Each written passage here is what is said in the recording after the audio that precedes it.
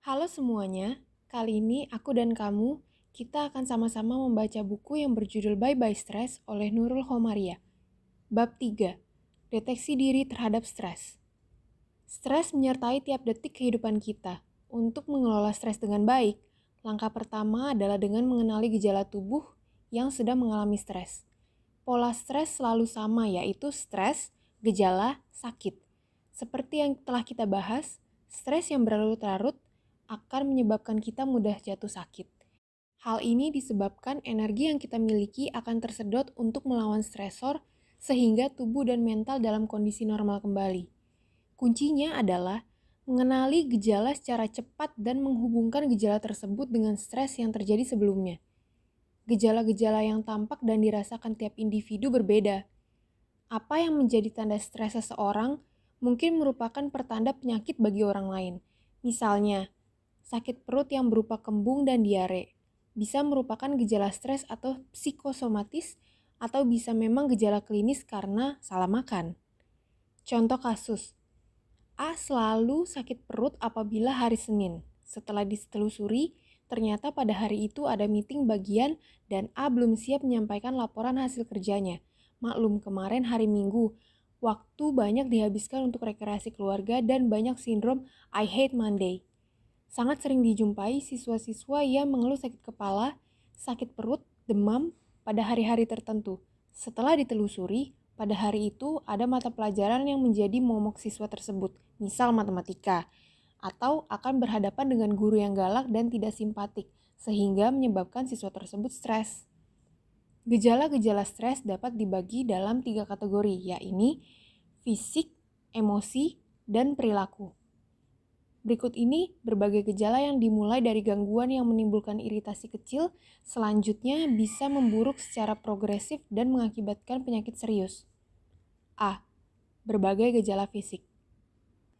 Seperti sakit kepala, kelopak mata berkedip-kedip tanpa sadar, hidung bergerak-gerak tanpa sadar, rasa nyeri di muka atau rahang, mulut atau tenggorokan kering, sulit menelan, sariawan di lidah, sakit leher, pusing, sulit berbicara dengan ucapan yang kurang jelas atau terbata-bata, sakit punggung, nyeri otot, rasa lemah, sembelit, gangguan pencernaan, rasa mual dan atau muntah-muntah, sakit perut, diare, berat badan bertambah atau berkurang, nafsu makan hilang atau selalu ingin makan, kulit gatal-gatal dan merah terkelupas atau masalah kulit lain, sakit di bagian dada, rasa panas di perut, jantung berdebar-debar, sering buang air kecil, tangan dan atau kaki dingin, berkeringat secara berlebihan, tidak dapat tidur, tidur lama atau berlebihan, hubungan seks tidak prima, tekanan darah tinggi, kelelahan kronis, persendian bengkak, alergi yang semakin sensitif, sering menderita pilek dan flu, gerakan otot gemetar dan atau gelisah tanpa sadar, cenderung mengalami kecelakaan, menstruasi secara berlebihan atau kegelisahan pada saat menstruasi, napas terengah-engah atau terganggu. B. Berbagai gejala emosional. Contohnya, mudah tersinggung, suasana hati atau mood berubah-ubah, depresi, sikap agresif yang tidak normal, kehilangan ingatan atau konsentrasi, gelisah atau bergairah secara berlebihan, gelisah terhadap hal-hal kecil, mimpi buruk, berperilaku impulsif, merasa tidak berdaya atau frustasi, menarik diri dari orang lain, tingkah laku neurotik, pikiran yang kacau atau kehilangan orientasi, amarah, ketidakmampuan membuat keputusan, khawatir, panik, sering menangis, muncul pikiran untuk bunuh diri, perasaan kehilangan kontrol, berkurangnya ketertarikan seksual, mengalami periode kebingungan. C. Berbagai gejala perilaku. Seperti suka menggemertakkan gigi, dahi berkerut, gelak tawa gelisah bernada tinggi, mengantuk-antukan kaki atau jari, menggigit kuku, menarik atau memutar-mutar rambutnya, merokok secara berlebihan, memakai obat-obatan bebas secara berlebihan, mengonsumsi alkohol, makan secara berlebihan, diet ketat, berjalan mondar-mandir, sering menunda pekerjaan, kehilangan ketertarikan pada penampilan, perilaku sosial berubah secara tiba-tiba atau menarik diri dari pergaulan, lamban melakukan sesuatu. Kalau dicermati, gejala-gejala tersebut merupakan tanda fisik umum dan tersembunyi dari stres.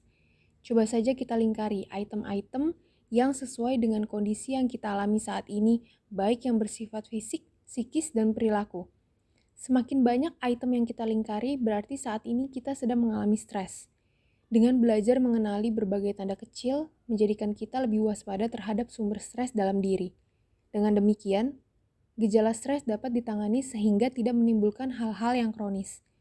D. Identifikasi gejala stres. Bagaimana caranya kita membedakan hal itu merupakan stres atau memang penyakit klinis? Salah satu cara untuk mengidentifikasi pola respon stres adalah dengan membuat buku catatan harian stres selama paling sedikit 2 atau 3 minggu. Contohnya seperti bentuk buku harian yang dibagi menjadi 4 kolom, yaitu waktu atau jam pada hari itu, gejala stres, kegiatan termasuk pikiran saat itu, kegiatan termasuk pikiran sebelumnya. Kolom harus segera diisi pada saat kejadian sehingga tidak ada sesuatu yang terlupakan. Setelah membuat catatan harian tentang stres selama 1-2 minggu, cobalah mencari pola-pola. Apakah kita terbiasa mengalami gejala pada waktu tertentu? Apakah merasakan gejala khusus setiap kali melakukan atau memikirkan sesuatu? Apakah merasakan sakit 1 jam atau lebih setelah melakukan sesuatu? Langkah selanjutnya, coba telusuri beberapa petunjuk yang mengarah pada sumber stres. Misalnya, adanya sakit kepala pada jam 7.30 pagi dan itu terjadi hampir setiap hari. Setelah diamati polanya, ternyata yang bersangkutan merasa terburu-buru mengantarkan anak ke sekolah. Demikian juga mengapa setelah memikirkan renovasi rumah, jantung merasa berdebar-debar dan sakit kepala. Ternyata yang bersangkutan merasa tertekan, tabungan telah menipis tetapi renovasi rumah belum jadi. Setelah mengenali berbagai gejala stres dan menghubungkannya dengan sumber stres, langkah selanjutnya adalah mengidentifikasi alasan mengapa sumber-sumber tersebut dapat menyebabkan stres. Ada 4 hal yang bisa untuk pijakan introspeksi diri, yaitu 1. Apakah pengaturan waktu, siang atau malam hari bisa menimbulkan gejala stres? 2. Apakah alasan dalam melakukan kegiatan tersebut dapat menyebabkan gejala stres? 3. Apakah cara dalam melakukan kegiatan tersebut dapat memunculkan gejala stres? 4.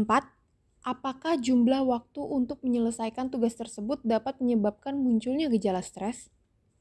Jawaban atas semua pertanyaan di atas dapat memberitahu bahwa hal-hal yang dilakukan atau yang dipikirkan dapat membuat gejala stres muncul. Catatan harian stres yang akurat menjadi bukti fisik bahwa hal-hal kecil yang dilakukan atau dipikirkan bisa memunculkan gejala stres. Jika ingin menangani stres secara serius, kita harus memodifikasi kegiatan atau mengubah persepsi terhadap kegiatan saat itu atau kegiatan sebelumnya. Pada akhir catatan harian stres, perlu menambahkan langkah penyelesaiannya yang mencakup 3 hal, yaitu 1.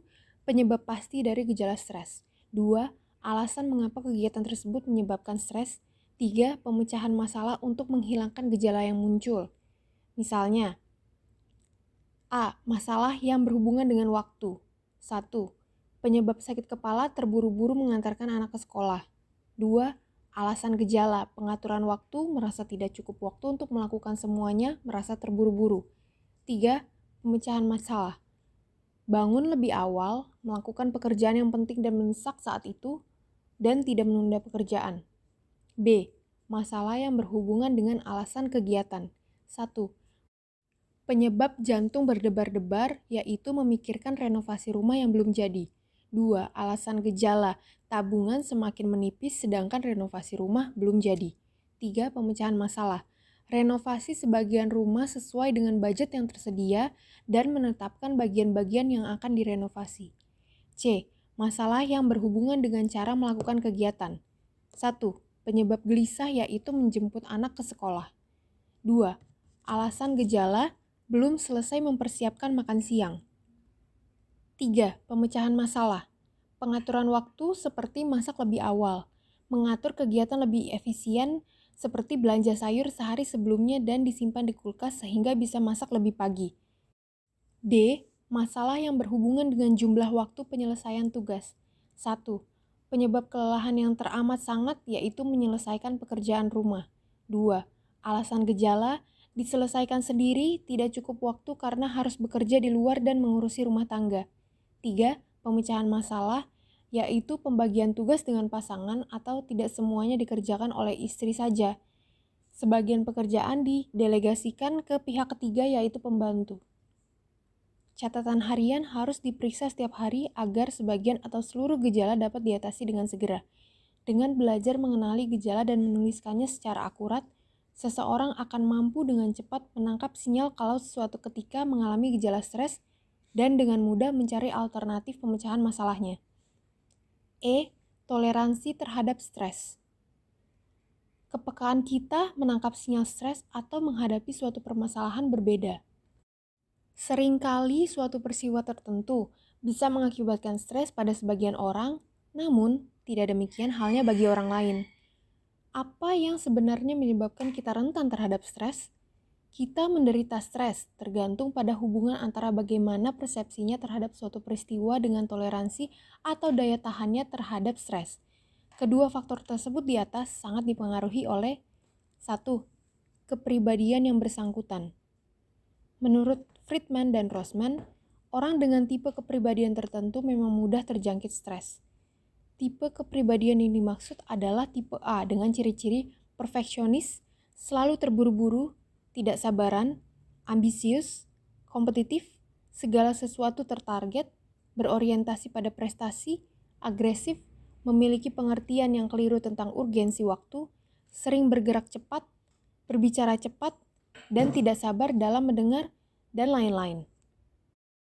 Siapa yang merasa cenderung mempunyai tipe kepribadian A pasti sering mengalami stres. Lain halnya dengan orang dengan tipe kepribadian B tidak begitu rentan terhadap stres karena mempunyai sifat-sifat seperti rileks dan tidak terburu-buru, sabar, tidak suka bersaing, tidak agresif, dan lain-lain yang sebagian besar sifatnya bertolak belakang dengan orang yang bertipe kepribadian A. Tipe kepribadian B lebih cocok menggunakan istilah alon-alon waton kelakon. Hidupnya tidak terlalu dinamis dan terkesan monoton. Di antara keduanya, ada orang bertipe kepribadian AB, sebagai percampuran antara tipe A dan tipe B. Tipe ini sangat baik karena sangat memungkinkan kita untuk mencapai sasaran, termotivasi, dan produktif, bisa melakukan apapun dengan orang bertipe A tanpa harus merasa bermusuhan, agresif, dan tidak terancam. Selain orang dengan tipe kepribadian A, yang rentan terhadap stres adalah orang yang selalu cemas, orang yang tidak asertif atau tidak mampu menyampaikan pikiran dan pendapat secara terbuka tanpa menyakiti orang lain, dan orang yang emosional. Orang yang emosional tidak matang karena pada masa perkembangannya tidak terlatih menghadapi kesulitan, kegagalan, dan penundaan keinginan. 2. Tingkat pendidikan atau pengetahuan.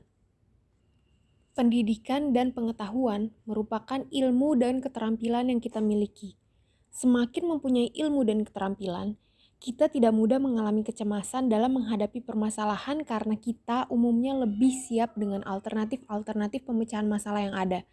Misalnya, dalam menghadapi anak yang sakit panas, orang yang mempunyai pengetahuan tidak akan dengan segera membawa ke dokter. Berikan cairan yang banyak dulu, siapa tahu panas badannya karena dehidrasi. Setelah gagal, baru dibawa ke dokter. Pemberian obat dari dokter yang menyertakan antibiotik harus dihabiskan sesuai petunjuk dan dosisnya. Jangan setelah anak kondisinya agak membaik lantas dihentikan obatnya. Padahal antibiotik tetap harus dihabiskan. Pendidikan atau pengetahuan yang luas juga menyebabkan pola berpikir individu menjadi realistis dan bijaksana. 3. Status sosial ekonomi. Status sosial yang rendah bisa menyebabkan kita menjadi rendah diri. Perasaan semacam ini sangat rentan terhadap stres. Kondisi ekonomi yang sulit juga memperparah keadaan karena kita mengalami kesulitan dalam memenuhi kebutuhan-kebutuhannya. Tingkat status sosial ekonomi sangat memengaruhi reaksi kita terhadap suatu peristiwa. Misalnya, dalam menghadapi kenaikan bahan bakar minyak, untuk memenuhi kebutuhan sehari-hari saja terasa sulit, apalagi dengan naiknya BBM. Menghadapi masa pensiun seperti anak masih ada yang sekolah, nanti siapa yang akan menyokong biaya pendidikannya, dan lain-lain. 4. Kondisi fisik dan mental. Kondisi kesehatan yang baik menjadikan kita tidak rentan terhadap stres karena dalam kondisi fit, kita lebih bisa berpikir jernih dibandingkan dalam keadaan sakit. Coba kita bayangkan, dalam kondisi sakit gigi, ada tamu yang membawa anak kecil yang membuat kegaduhan. Apa yang akan terjadi? Kita pasti akan mudah tersulut emosinya karena gigi yang sakit dan kepala yang berdenyut-denyut. Demikian juga kalau dalam suatu waktu kita terlalu banyak masalah, seperti akan menghadapi mid semester, orang tua dirawat di rumah sakit, masa kontrak kos hampir habis, berselisih paham dengan teman, pasti akan menguras banyak pikiran sehingga kita lebih mudah tersulut emosinya. 5. Kurun waktu. Dengan berlalunya waktu, kita akan beradaptasi terhadap suatu stresor sehingga peristiwa yang tadinya menyebabkan stres, perlahan-lahan akan menghilang reaksi stresnya. Misalnya, reaksi terhadap sosialisasi gas untuk menggantikan kompor minyak. Pertama kali, kita akan merasa stres karena belum paham penggunaannya, merasa sulit atau asing, merasa lebih boros, takut meledak, dan lain-lain. Namun, dengan susahnya mencari pasokan minyak tanah menjadikan masyarakat dengan terpaksa menggantinya dengan gas. Seiring dengan waktu dan merasa terbiasa, maka stres terhadap gas pun akan menghilang. Demikian juga kalau kita mengetahui ada mata kuliah yang mendapatkan nilai D, maka pada saat itu akan merasa stres karena harus mengulang. Namun, beberapa saat berselang, kita akan menerima kenyataan dan perasaan tertekan, marah, kecewa pun akan menghilang. Lanjut ke bab 4 ya. Halo semuanya, kali ini aku dan kamu